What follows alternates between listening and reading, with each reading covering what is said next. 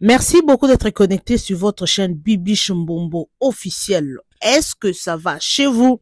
Si ça ne va pas, ça ira par la grâce de Dieu. Vous informer, c'est notre souci majeur. Naïla binora makambu, na logotaka, na luka vraiment na checker l'information pour naya nango. To solo la na bino ba bonnet ya Bibi Mbombo officiel. Eza ya koyinda. Alors, belema na yeli bino lelo bolanda tina suka, s'il vous plaît, bozoaton ya kolanda ba élément oyo nga na yeli bino. Bomoni déjà na titre wana bandeko, petit frère ya frère Mike Kalambai sort de son silence, abimi pour expliquer marambo yo bandeko. Hey, na koloba te bino moko bolanda kaka, na ochela bino son sikoyo.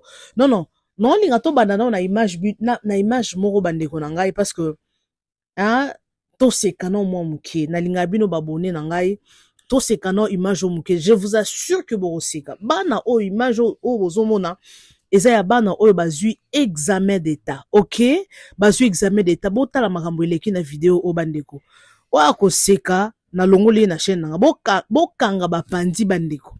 Parce qu'il faut tout bandana na koseka parce que nous avons tous de problèmes, il faut tout seka mwandambo. Mais bon sekate s'il vous plaît.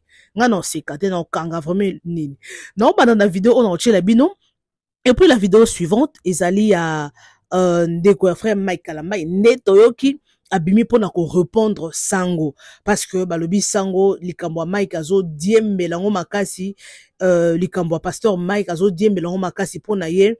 Donc, c'est comme si Anna a un problème personnel na pasteur Mike. OK? Alors, image et Rolanda na oche la bino ya yemoko sango à lobby pour na sali su émission mususu concernant kaka makambo oyo ya majabu selon Badou selon ye pourquoi bakangaki ba technicien. Donc, il a fallu batika ba technicien ba kangande ba organisateur bolanda vidéo tina suka. La vidéo suivante est à maman ya Weranson. Obozo mona wana za maman ya frère Patrice na Weranson. Boyo kama kambo lobi na vidéo o bande konangai. En tout cas tena loba te bolanda kaka bolanda tina suka eza somo bande ko makambo apesi na ba vidéo o ba révélation ensemble.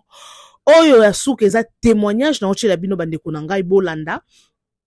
Ya bolingo ya réseaux sociaux boka mwana mwasi o makambo amoni na mobile ya réseaux sociaux bandeko. En tout cas na ba réseaux sociaux to vivara na bandoki to vivara na bato déjà bakufa eza na bato mususu azo komela azo commenter, mais ce sont des gens ce sont des esprits. Alors bandeko bolanda tina suka.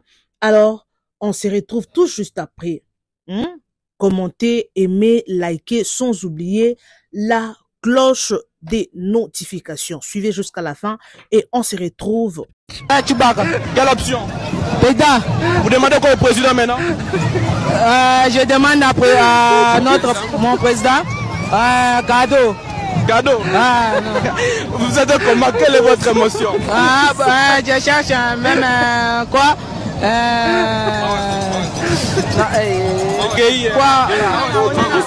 Bonjour. Mon nom de Dieu m'appelle Alain Moussanganamov. Alain Moussanganamov, tu as fait combien de pourcents? 53. Tu te sens comment? Rebecca. Tu te sens comment? Moi? Moussanganamov Alain. Tu te sens comment? Réponds bien, je n'ai pas compris la question. Quelle est ton émotion? Mon émotion c'est Alain Moussanganamov. Quelle est ton émotion? Je ne sais pas. Tu ne sais pas ton émotion. Tu as quel sentiment actuellement? Pour ma petite sœur. Quel sentiment? Pour ma petite sœur. Oui, pour la petite sœur, tu as quel sentiment?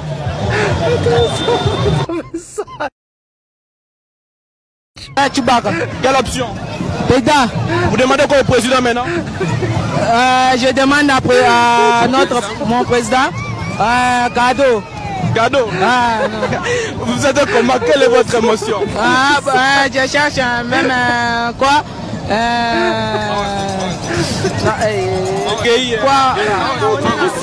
Bonjour. Mon nom de Dieu m'appelle Alain Moussanganamov. Alain Moussanganamov, tu as fait combien de pourcents? 53. Tu te sens comment? Rebecca. Tu te sens comment? Moi? Moussanganamov Alain. Tu te sens comment? Réponds bien, je n'ai pas compris la question. Quelle est ton émotion? Mon émotion c'est Alain Moussanganamov. Quelle est ton émotion? Je ne sais pas. Tu ne sais pas ton émotion.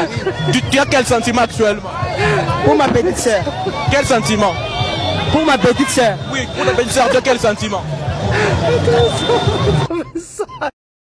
Voilà, bonjour très chers frères et sœurs, bonjour à tous les chrétiens, bonjour à tous ceux qui apprécient ce que nous faisons et qui apprécient le pasteur Mike Kalambay et qui apprécient aussi notre grand frère Israël Mutombo. C'est un message que j'adresse à mon grand frère Israël Mutombo parce que je suis dans le même métier que lui est en train de faire, mais lui il est vraiment très expérimenté, étant un journaliste d'investigation.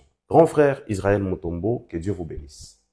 Je sais que vous êtes un chrétien, je sais que vous êtes un enfant de Dieu et les niveaux où vous êtes, je ne pense pas que vous avez touché à quelque chose, c'est Dieu qui vous a donné cela. Et votre travail vous exige certaines choses étant un journaliste d'investigation. Je ne suis pas d'accord avec vous quand vous dites que le pasteur Mike Kalambay savait qu'il y aura les gens qui vont mourir. Le pasteur Mike Kalambay connaissait et il a fait sciemment.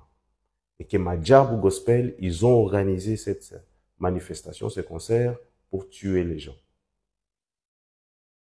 J'ai aimé l'invité qui était sur votre plateau, je crois que c'est M. Jekoko, qui a même dit, je ne pense pas que quelqu'un puisse juste organiser un concert avec l'idée de venir tuer les gens.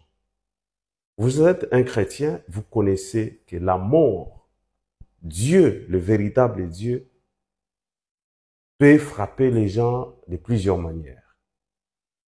Il y a des gens qui sont morts par naufrage.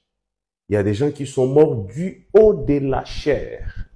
En train de prêcher Christ, ils meurent là.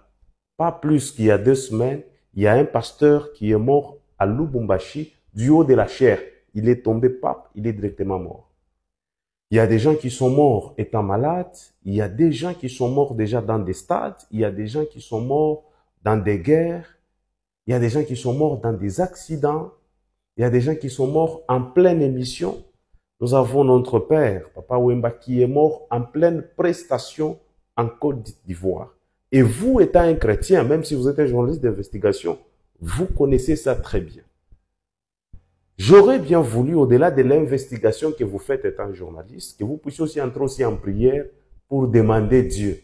Ça serait vraiment très bien sur les affaires des chrétiens, comme vous êtes un chrétien. Vous demandez aussi à Dieu, c'est quoi la vie de Dieu, pourquoi Dieu a permis cela. Ça aurait aussi soulagé notre conscience. Je ne suis pas d'accord avec vous quand vous chargez le pasteur Mike Kalambay.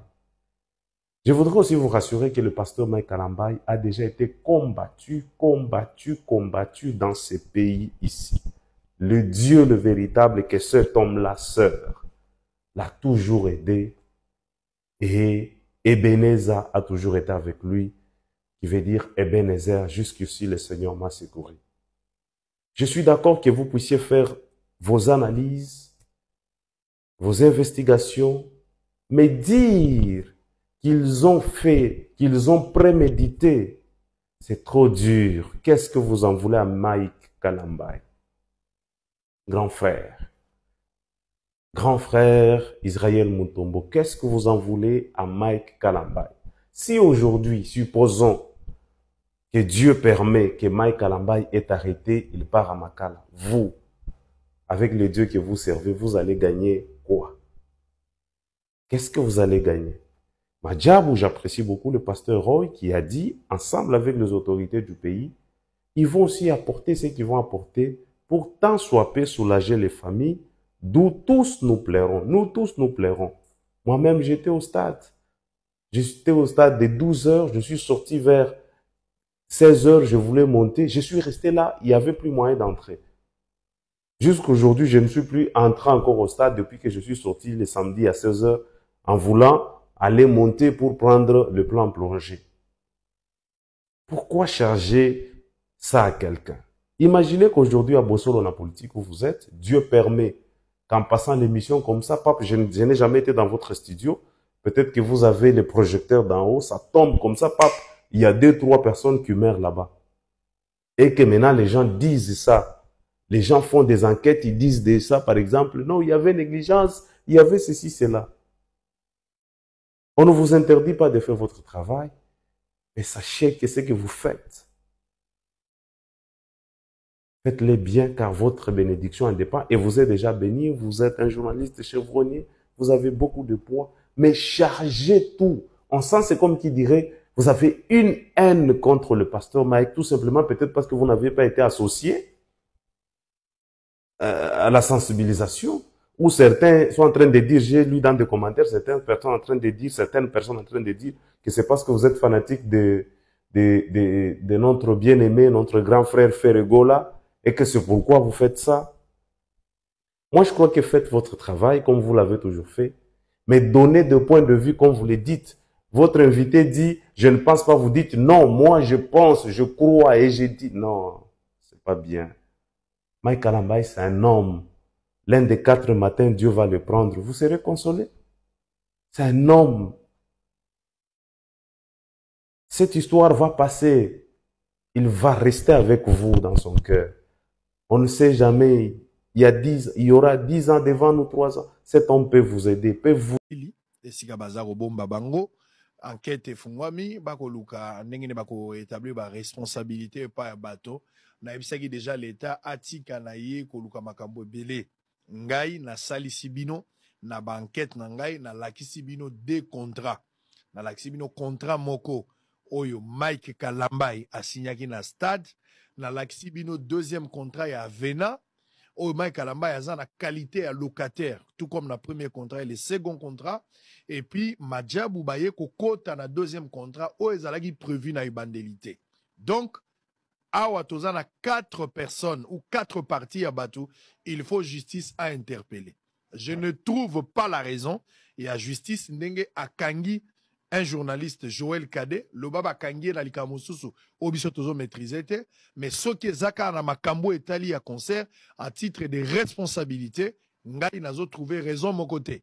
Parce que nayebi que ce qui l'État lingi a ça l'enquête sur Likambo Oyo, à mon avis, après enquête nangai, naza komona responsable ya liboso kobenga Mike Kalambaye, bobenga Myriam Kondo oyo azali mwasi ya Madjabou, bobengi ye ya mibale parce que azalaki loko la productrice ya événement, bangonde bateki ba billets plus de 200 000 billets, faut benga ye ba loba, ba expliquer pourquoi bateki ba billets presque dans le 200 000, botuna bango. Kotuna Kalambaye mutazalaki locataire et puis ya misatu bobenga pe responsable ya stade actuel oyo asignaki à Vena azana ba élément à mettre yango na disposition na bino et puis ya mine bobenga pe police oyo azalaki commandant chargé des opérations bobenga pe ye akozala pe na ba information ko pesa so tozana 4 parties je pense que ekoede biso peut-être ba témoin. Il y a d'une manière isolée, bah, qui peut intervenir pour que bah, témoin peut baloba. Mais je pense que 4 parties wana, bah, qui peut aider biso pour tous la lumière na situation au toza koloba. Concert au ebomisi bah, il faut que ça s'arrête. Bah, tu bazo kufa na Goma mikolo nyonso, bah, tu bazo kufa na Est. Il faut pas que na Kinshasa to continue pe ko boma batu. Pas si d'abord toza na ngona Est ya batu nan to résoudre yangote, bien que bah effort rebelle zali fourni, mais nous ne pouvons pas admettre pour que na Kinshasa bato ando kufaka na baliwa moko ya bolole mutu ake boîte de nuit azongi mobimba kufite mutu ake hôtel azongi akufite mutu akoke no kufa na concert ya bana nzambe te so mutu akufi na concert ya bana nzambe wapi nzambe ya Israël o alobaka pe bato bakangi minoko donc il y a lieu de s'interroger bato mokili balobaka ezaka na Bible te mi batela nzambe pe abatela yo. Siko ndenge nini tokoki ko éviter yango te ngai na loué mutuka et que kotika biso quelque part balobi mutuka wana il faut 4 personnes bavana na kati ngai na tie 20 personnes na kati na étouffement wana batu bakufi responsabilité ezali na ngai mutu na louaki mutuka to mokolo mutuka pesa kinga mutuka na mpona 4 personnes nous avons un contrat mais ngai mutu na koti si batu koleka ngai nde naza na intention ya koboma batu homicide involontaire. Il faut que ba poser bango ba question pour tirer les choses au clair. Et cette histoire est koki kosi la té. Et loko est koki kosi la té, il faut réparation ezala. Ba auteur bazala sanctionner. Ba auteur bazala sanctionner. Bozo beta concert pour na bana nzambe. Bozo beta ba concert pour louer l'Éternel. Bozo beta concert pour adorer et non pour la concurrence.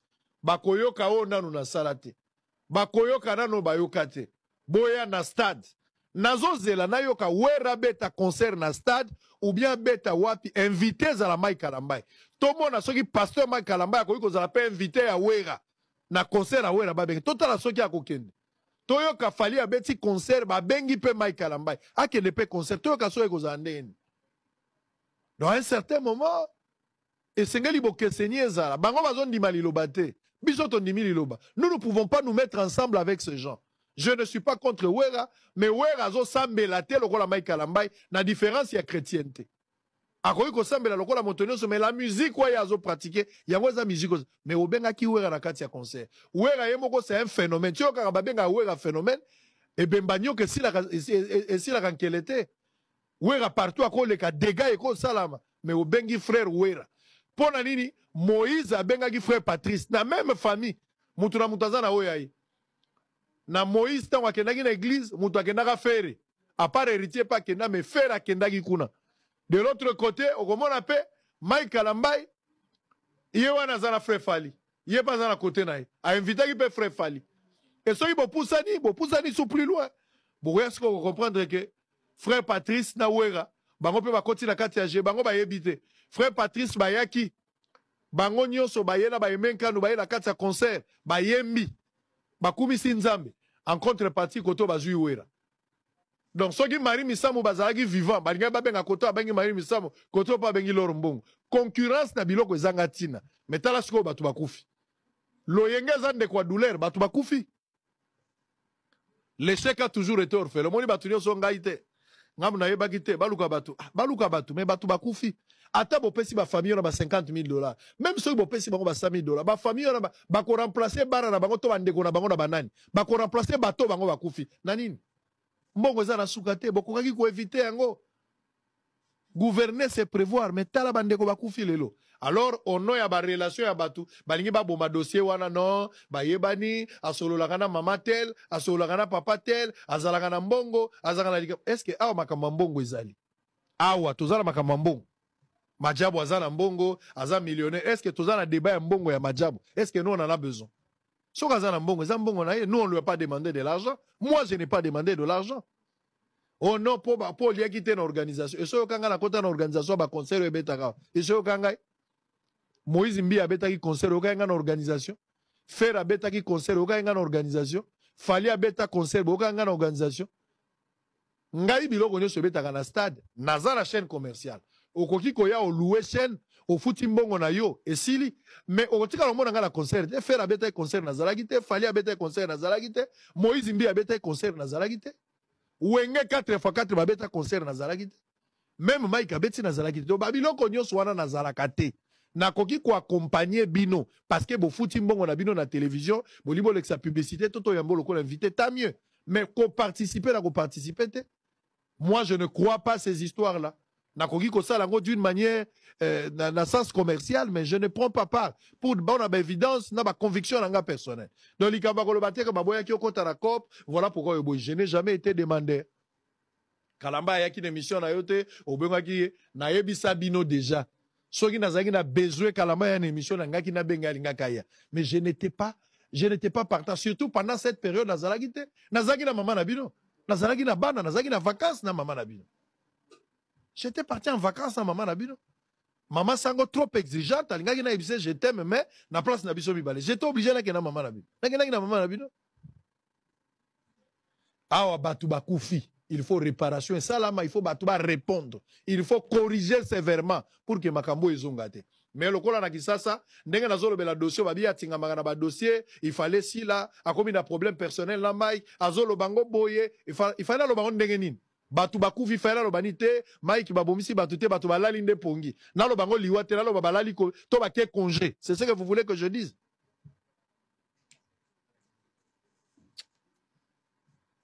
Nzambe ayokela biso mawa. Je demande à la justice de libérer les personnes qui l'ont arrêté. Ceux qui ont arrêté bango na raison wana ou ezaka na makambo ya ba information ceux qui ezaka ka autour ya ba responsabilité je ne pense pas mais ceux qui justice azana ba raison na mususu akanga bango asambisa bango wana eza la compétence à justice moi je peux pas intervenir parce que eza la compétence na ngai te bandeko na ngai mboka eza bien me batunde bazama be Allez, DT, pesanga élément ya ba criminel. On va prendre cet élément pour avoir tout atterrir un peu en douceur, tout en esprit à docteur. Parce qu'il est automatique déjà, moi, l'économie. Allez, pesanga élément ya ba criminel. Bateau, baza kokote la bato na bandaku, baza. Mais nani a libéré ka bango? Police azo kanga batu. Police a kangi batu. Asali musala tindi bango na parquet. Bato bango moko bazo loba. Na wagi batu bache polemi babi sango. Yo komina ni po sambisa bango. Bato nusu boza na ba problème ya ba vice. Boza na ba problème ya ba vice. Ou eza ignorance to eza motema mabe. La police muto akangi bango. Moi je ne suis pas là. La police nde akangi bango. Police nde akangi bango. La police essaie à sambisi bango. Je suis informé par rapport à la situation pour ma victime Bazali. J'arrive sur place. Na sengi na tuna. Soki na go solo na bango. Bango moto ba moninga papa sango biso ba petit na ma tete.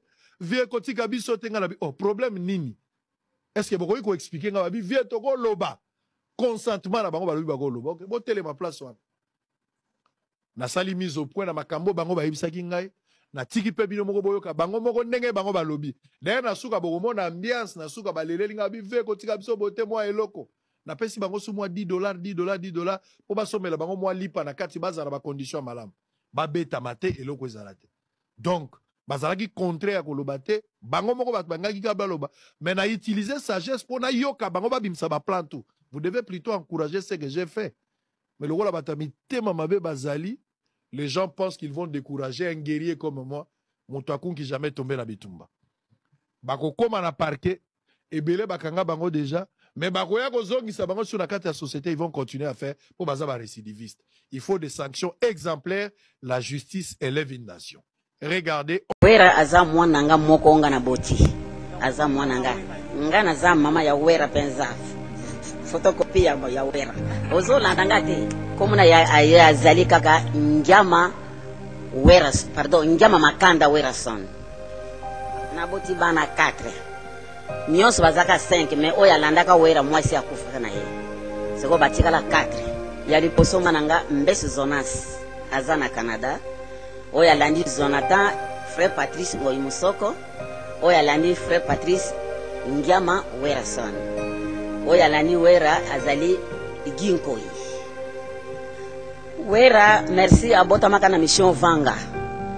Abota mission Vanga tango papa na bango aju maladi toye awa na kisasa bo papa na bango akufi bo natika atikala kana papa aliki na ye na kata kisasa bon wanga na zonga kana ngana mboka na zana mboka bana bamone ke mama akozana na mboka te soka akufi kona na mboka motako kunda mama azate yango wera na frère Patrice babenga ngaka mama yaka awa na kisasa na ye awa na kisasa bongo basombili penga ndako na 2002 na 2002 na komaka awa bana pe basombele nga ndako ya munene ya bobo zomona na bana fandi na nga aya na fandi awa bien bon nazo landela kaka mosala ya bana ngai yango wana bana bato babenga kinga awa se bololendo te na izaka ka esengo makasi na mona ka esengo makasi peza tira na ka ina television azo bina azo yemba yango epeza ngai esengo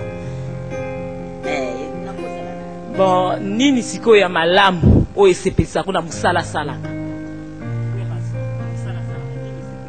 esepesa ngai po ndango ndenge ye na boti ye akoli bon siko nde esengo o yazo la kisangai kolatisa ngai kolesa ngai nyonso yango na mwana ka esengo monene penza epesa nga pona mwana ngai merci pesa yo wera na mwana ka liboso esengo makasi pona mabina na yo na ba musicien na ba danseuse na yo mais eloko na mona ka passe moke pona yela tele ya ba danseuse il faut balanda kolata alati sabango kolata moko na ndenge azekwa alati saka ba danseuse na ye po bana ndenge bazobi na kuna okomona ba mama tutala bango na ba papa moya ko elati la ndenge wana mipende libanda ba libumuli banda bien ti shiro monino ma uzekala ba clip ya oui ana clip de no clip ya Zenga Loket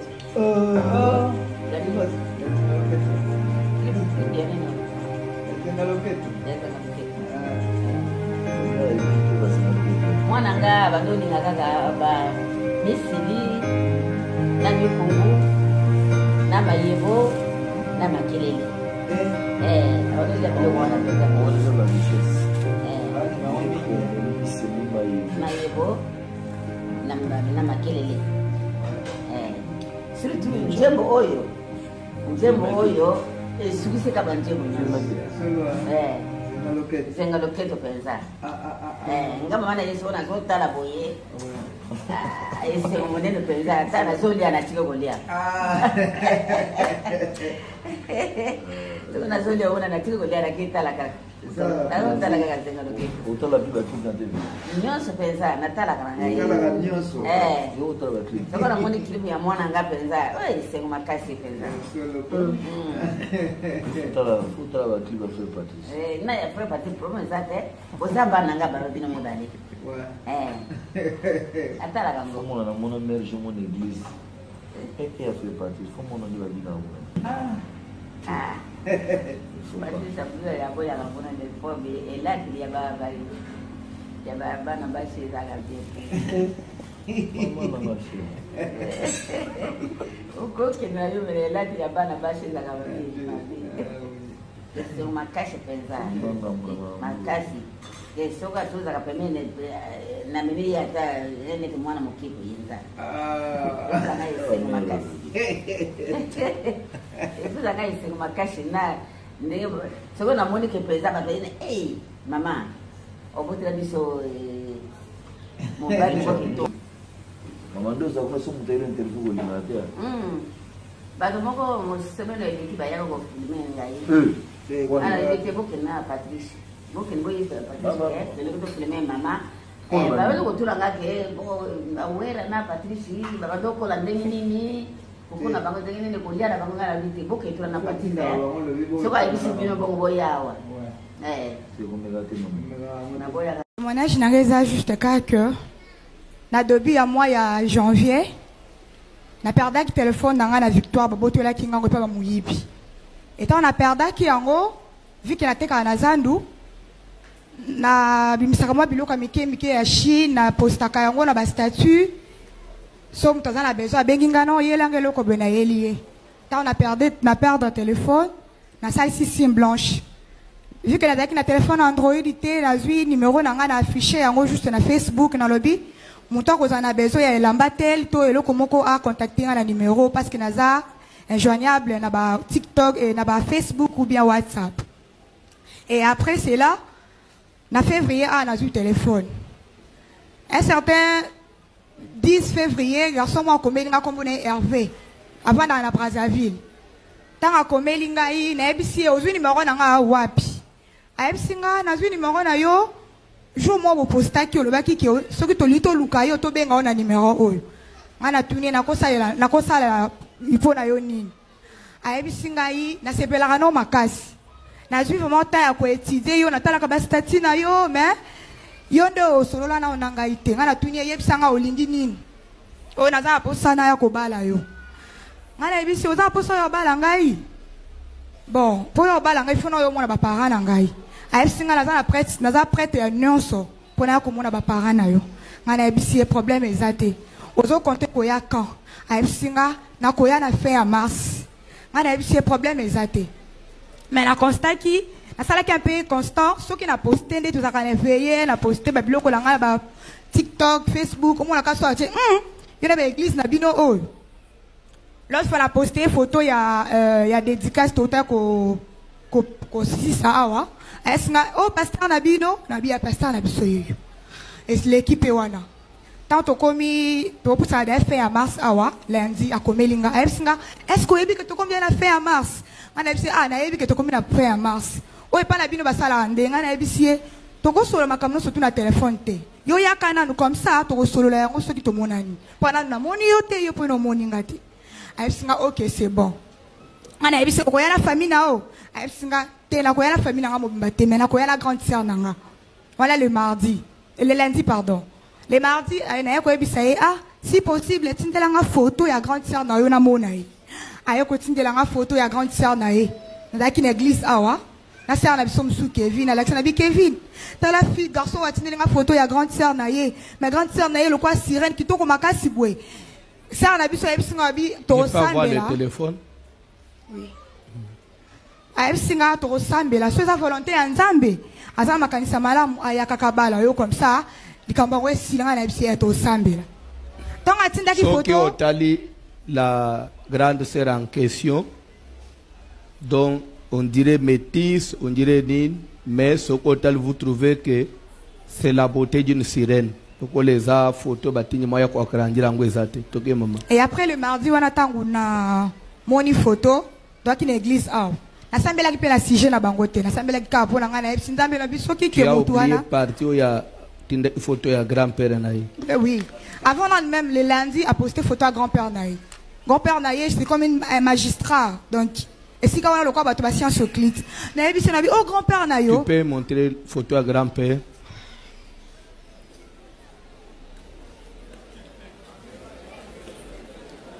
Pardon? Hein? Bah? Bokilo. Là, Issa, tu peux prendre au Kosovo. Technique et ce que tu as. Donc, Nassé, tu as commis Nassé. Grand-père de grandes sciences. Grand-père de grandes sciences. Donc, Allah ti babilo ko babilo onanzoto. Ok. Et après, tant qu'on a commis bongo, on a tout le monde na episi oh grand-père nabino. Est-ce oui, wana grand-père nangai. On a dit eh na kamwe kaka. Et après, ayo sa elanga message mon na se ya photo ya grand-père ne wana. Azo komelanga lobi. On est d'une famille bénie et riche. Dans ce monde, la lumière et la nature nous appartiennent. On a dit, oh, la lumière et la nature vous appartient. Na komela qui a répondu, 22h, boyo komela, on a dit, ah, tu fais quoi, est-ce que non? Dans la réunion, on a dit, à 7h, vous avez la réunion. On a dit, eh, tu as la réunion. Dans un peu louche. 22h. À 22h, la réunion, la conférence. Après, les cas. Le mardi, on a samedi, la sujet, on a moko, silipé. Maintenant, le mercredi matin, à komelinga, yo salinga, boye ponanin. On a komeli, la sali, yo, nin. Dans la commune, la salle est salinga boye pona ni vu que avant on ko wana abenga nga so benga epsinga bi ah yo senga nga mbongo te ngala bi na sengo mbongo po ani na mona yo te apoza kana posa mbongo te na bi te na posa mbongo te je comprends que ceux qui ba moment tout là nga bo eza ba moment kana zakala ba mpia ko mona ka tuninga o senga nga mbongo te na se bi nonga senga ba mbongo te vu que na moni yo te na ko senga yo mbongo te après ayo salela nga voice ayo salela nga voice moko ayo sanga ona nini o salinga boy tindelinga voice oyo tanga tindelinga voice oyo et après elle singa salinga boy pona nini on a bien sali yo nini oh c'est bon to solo là le mercredi na ba 0h ayo pe ko la kasi on dirait moi na muke na okata na ba 0h na ba 0h yango pe na ye ana veye pe bandi pan veye bandi na se connecta ki pété subitement boy mega la ngape sili na beti kara e oleka veye pe si na zongi ndako lobi na tongo à se connecter qui journée mobimba te tant na côté Facebook na pourquoi ndia yo tinyanga ba message à komeli ngai tika ma grande sœur atindi yo te osambela ye atindi yo te osambela ye t'as fait de prière pour bebisa musala na biso ngala bise musala na bino ni na bebisa ayo komela ngai lisusu tu veux détruire notre vie à cause de tes feux oza mabe hein. Prochaine fois, ceux qui ont meki, tokola ki sayo, o biso pe tozali. Et après comme langai, si tu es dans l'autre cas, reste là. Si là. Tu es dans l'autre camp, reste là. Reste là. Reste là-bas. Moi, je suis de Cap de la Lumière, où on croit à la lune. La prochaine fois, la lune, il y a lumière. La prochaine fois, si tu fais tes prières, n'aimez pas ma sœur dans tes pratiques là. Vous perdez vos temps à beaucoup prier. Nalingi na longola we na vie ya pasi. Olingo baby sa musala na ngai. Abengi nga 4 appels manqués na zaki pa en ligne te. Après nga na yo kokomela ye, lobi na yebisi bonsoir, qu'est-ce que je fais? Après na yo komela ye, j'ai un Dieu puissant et fort. Tu pourras rien me faire. Après, comme le dernier message, oui, je pourrais rien te faire parce que tu pries. Si tu as arrêté de prier sur tes photos, c'est l'image de l'autre personne. Moi, j'avais besoin de te marier, mais Toza place mon côté. Tozo Lobalang mon côté. Donc, oublie-moi, je suis à Kin. Le monsieur Hervé et sa grande série sont ici à Kinshasa. Sans Kin, basé dans l'hôtel Béatrice. C'était prévu que non, il vient le mercredi, on se voit aujourd'hui le jeudi. Donc, tant que nous lobby samedi, bah possible au Alibal. Bah yaki au grand complet. Ils sont venus pour elle. Mais 21 jours et baby si makam. S'il vous plaît. Nalingolanda nanu bien. Pourquoi j'ai voulu que cette fille parle? Elle vient d'échapper à ça parce qu'elle est bonne à Moutouanate. Mais ce qu'on est yo, na ndenge ngai na yebeli yo, na lokoso oyo yo zala kanam. Alanda na sisa na mpiaka oyo yo zala kanam. Omoni ba mbongo a modele wana. Pona yo kolobani zamba 21 jours yo zomo na mobali azotungisa yo senga nga mbongo te. Yo zana besoin de tindelo mbongo te. Yo zana besoin mbongo te. Mais dans l'entretemps ya zana crise ya black te. Malubi te. Na moni yo te na ebi yo te na senga amibali mbongo te. Soke za iyo mbeli to kundi yo te. Zamba pambola yo, je vais vous relater encore un truc.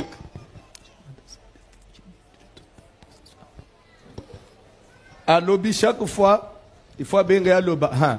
Bino na pasteur na bino. Bino na pasteur na bino wana. Oh, tout ça lié nini. Ça pasteur na bino. Bon, je vous relate un autre cas. La sœur elle est dans la salle. À sa veuve. Les nazoba veuve parce que mobile azana mort. Merci beaucoup mes amours. Merci. Nous sommes pratiquement à la fin. J'espère que bolandi ba image tina suka na linga to seka na bino ba abonné na nga to seka na ba o seka to lela na ba o baza kolela to compatir en tout cas na ba o pe baza na ba problème. J'espère que bolandi tina suka bo partager, bo s'abonner, partager, liker, abonnez-vous massivement et que ça la biso bien et que ça biso pe courage ya ko sale la bino musala bolandi ba image nyonso na cheli bino to bandi non ya image ya bano bazwi diplôme wana Alain Kasanga na mwabo bino mo boki Alain Kasanga na mwabo ninga lobi na seki na nebse bino na okanga ko seka pour avoir na chele bino vidéo ngamo na seki na lembi botala Congo na biso ba ministre ya lobi nde ba rozala ba chef de l'état ya lobi nde barozala. Donc yemo a comprendre ta makambo journaliste azo yebisa ite siko muta ya boy bato ba bakuta na chance ya ba poste mo wa bien akokuta na chance azui poste mo na gouvernement akomika koyiba mena mutu eloko te na ndenga azui diplôme wana ayebi kutu mambazo ba otuna ite na comprendre te ba école on ba pesa ba na ba diplôme ndenge nini bazwaka ndenge za corruption eza nini. À chaque fois, ceux qui examinent d'état et bimi, bazo interroger, na classe, diplôme wana. Il y a toujours, diplômé plutôt, il y a, diplômé, finaliste, hein. Il y a toujours des, bazo taper à côté, français, bazo, on sentir que, matière exate.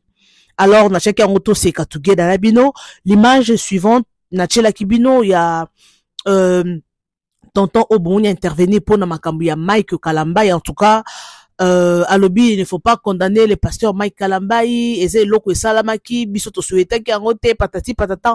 En tout cas, il a donné son point de vue. Yango Ngaipe na bande koloba na émission suivante na Salaki, na ebsaki bat en tout cas, Nzambe nde asunga. Mutu morote, alinga que eloko asuga yebi que eloko moko ya mabe ko komela ye. Je ne pense pas que akolinga akende place wana Mike nenga betaki concert wana na nzimite ke asalaki yango po bato bakufa to après médita ki liwa ya bato. Non, je ne pense pas. Eza accident et commis toko crucifié te oui. Il y a des gens de commentaires, bazo commentaires, aza faux pasteur, basali bongo, eza ba sacrifice patati patata.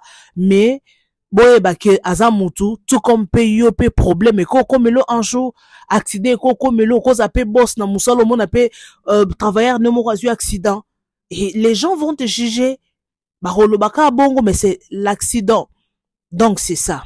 Alors image o elandi bomoni yemoro sango alobaki alobi eloko moko na retenir kala makambo na alobi est-ce que soki Weranson abengisi Mike Kalambai na concert na ye est-ce que akoya parce que na kala to bande komo na Marie Misamu lokwa diabulu po azalaka close na ba JB azalaka close na ba Félix Oazé quoi to ando mone trop mokili mais lelo e koma nango normal bato ba bande ko crucifier Marie Misamu mais lelo oyo e koma nango normal kala mingi te bande ko moi je vous assure kala mingi te to mona ba featuring ezoko ba musicien profane na ba musicien profane na ba musicien na biso ya gospel kala mingi te po makambo komo nango normal. D'ici là nous verrons ba pasteur bazo ke nokote na ba bar ba robando louer ba place eza ba bar ba betara ba concert na na chez Temba ko tout d'ailleurs na mona ba betara déjà concert un espace chez Temba ba musicien chrétien ba betara concert donc mokili est commis à l'envers.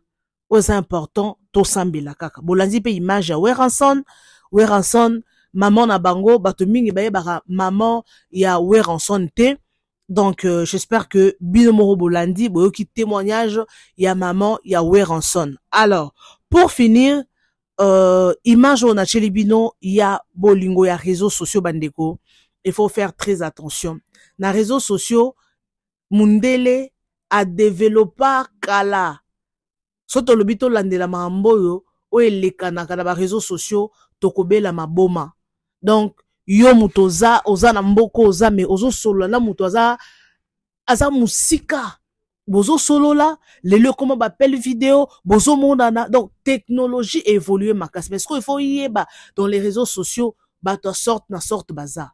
La fille a fait six témoignages pour nous dire bolingo akutana ki na on a réseaux sociaux binomoko boyoki ngaloki na chair de poule. Et on faut faire très attention. Batumsu tout le monde na réseaux sociaux, ce sont pas les gens, ce sont des esprits. Combien de filles pesa témoignage que na réseaux sociaux, kutana na bilima na réseaux sociaux. Faites très attention.